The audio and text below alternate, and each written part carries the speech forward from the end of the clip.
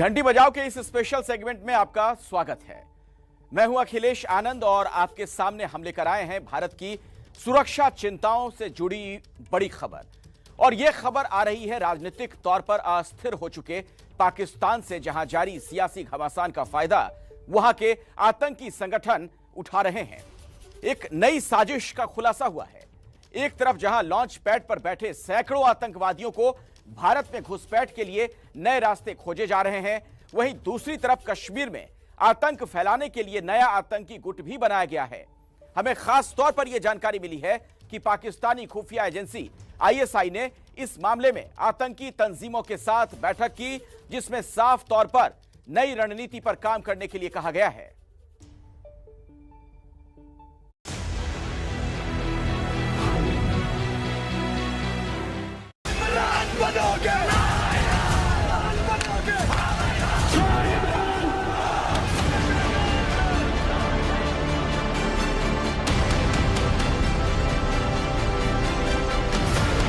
पाकिस्तान में जारी घमासान।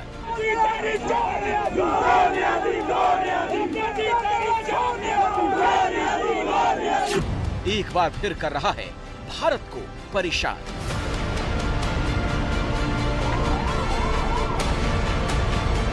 सियासी तंत्र में उठा बवाल।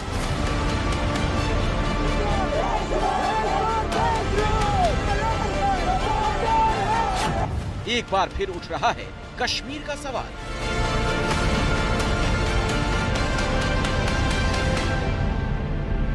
पाकिस्तानी खुफिया एजेंसी आईएसआई अपने दुख से दुखी नहीं है, बल्कि पड़ोसी देश खुश क्यों है वो इस बात से दुखी है।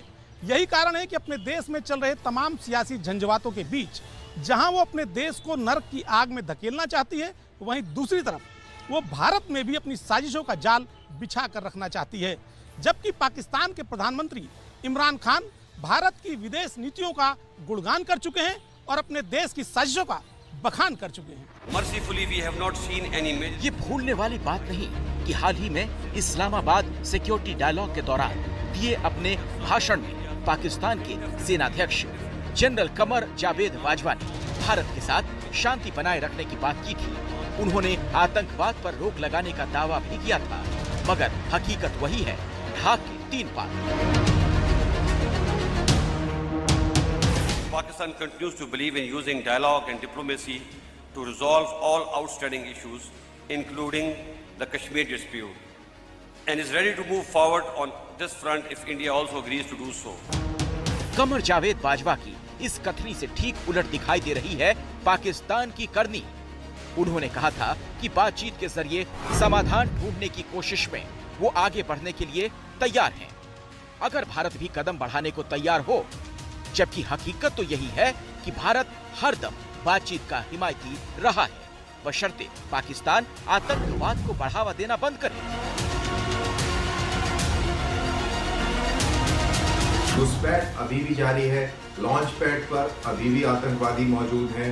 हथियारों की खेप अभी भी हिंदुस्तान में फेंके जाने की तैयारी में है। ड्रोन से ड्रग्स भी भारत में लाए जा रहे हैं, फेंके जा रहे हैं, और कोई भी ऐसा मौका जिससे भारत के अंदर अस्थिरता फैलाई जा सके वो चूका नहीं जा रहा है। तो पाकिस्तान के अंदर कोई बदलाव उस तरीके से देखने को नहीं मिलता जिससे कि हम ये कहें कि बाजवा की कथनी और करनी में कोई मेल है। पाकिस्तान चाहे सुधरने का जितना भी नाटक कर ले, वो अपनी असली फितरत से बाज नहीं आता।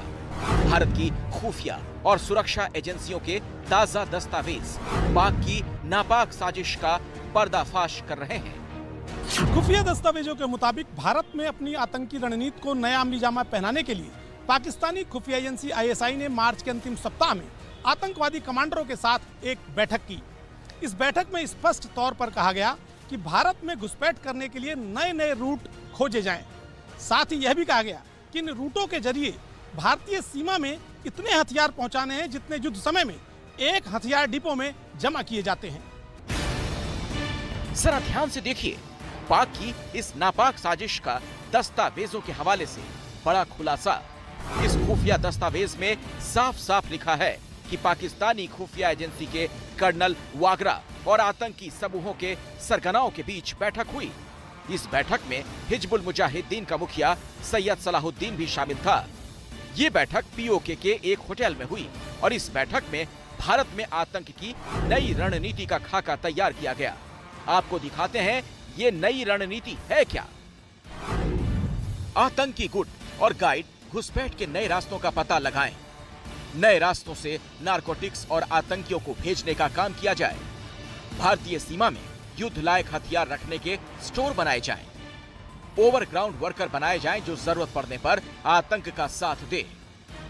आतंकी गुटों की फंडिंग और आर्थिक मदद नए तरीके से की जाए।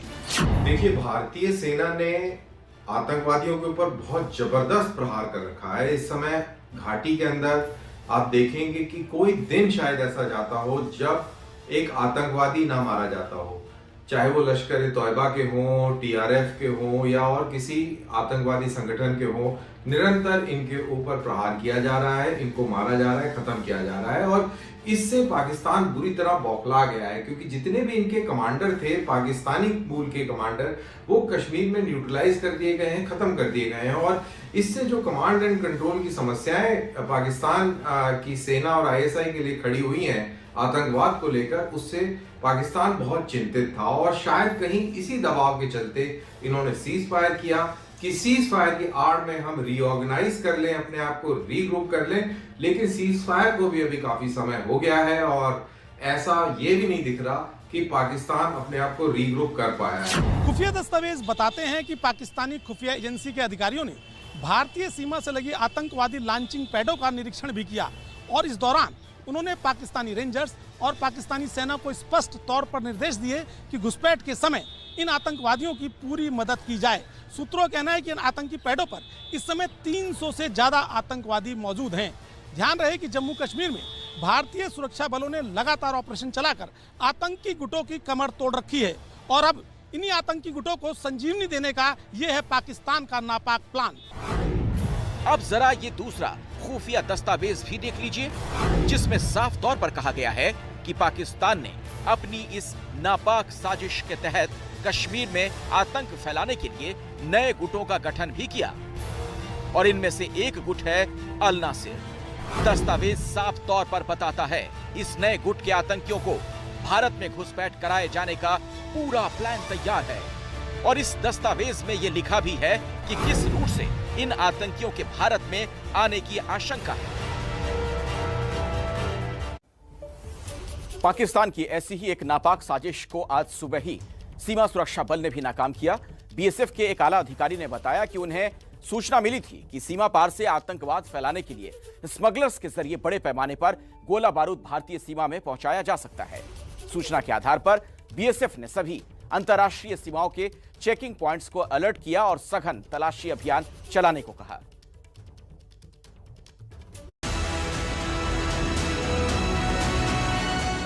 जम्मू सीमा के अखनूर अंतर्राष्ट्रीय सीमा के नजदीक परगवाल सब सेक्टर में बीएसएफ ने सघन तलाशी अभियान चलाया तो लगभग 7:45 बजे अंतर्राष्ट्रीय सीमा पर भारतीय सीमा की फेंस के अंदर हथियारों का जखीरा बरामद हुआ। हथियारों के जखीरे में AK-47 समेत हथियार और गोला बारूद शामिल है। भारतीय सेना का काउंटर इन्फिल्ट्रेशन ग्रिड बहुत ही सुदृढ़ और बहुत ही कारगर साबित हुआ है। अब लाइन ऑफ कंट्रोल से पार करके भारतीय कश्मीर के अंदर दाखिल होना कोई आसान काम नहीं है। इक्का दुक्का छुटपुट इन्फिल्ट्रेशन की घटनाएं हो जरूर जाती हैं, क्योंकि 100% कभी भी आप लाइन ऑफ कंट्रोल को सील नहीं कर सकते, लेकिन 99% इस तरीके की घटनाएं बंद हो गई हैं। पाकिस्तान के ऊपर बहुत जबरदस्त प्रेशर है। जिस वक्त पाकिस्तान में सियासी घमासान चल रहा है, वहां मौजूद आतंकी संगठन उस वक्त का फायदा लॉन्चिंग पैड पर गतिविधियां बढ़ाने में करने लगे हैं। बड़ी तादाद में आतंकी लॉन्चिंग पैड पर घुसपैठ के लिए पहुंचे हैं।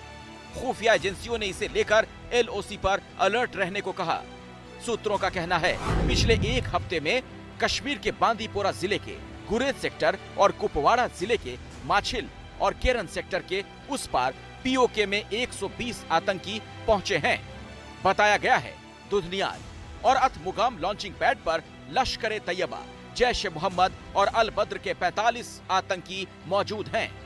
इसी तरह गुरेज सेक्टर में लोसर कॉम्प्लेक्स, सोनर और सरदारी जैसे लॉन्चिंग पैड पर पीओके में 30 आतंकी बैठे हुए हैं। ये आतंकी नौशेरा, नार, गोविंद नाल, परिबल, जंगल आदि से घुसपैठ कर सकते हैं। वहीं माछिल सेक्टर में उस पार 48 आतंकियों का पुख्ता इनपुट है। ये आतंकी कुपवाड़ा के जरिए घुसपैठ कर सकते हैं। ऐसा इसलिए भी हो रहा है क्योंकि कश्मीर में स्थानीय आतंकियों की संख्या काफी कम हो गई है। पिछले 2 साल में कश्मीर में आतंकियों के खिलाफ बड़ा अभियान चला है। सीमा पार से घुसपैठ भी नाकाम हो गई। इसके चलते आतंकी संगठनों के लिए कश्मीर में वारदात को अंजाम देना मुश्किल हो गया है।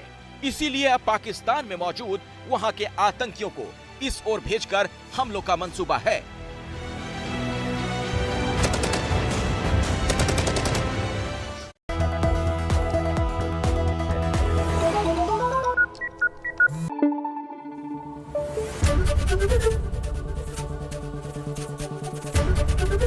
एबीपी न्यूज आपको रखे आगे।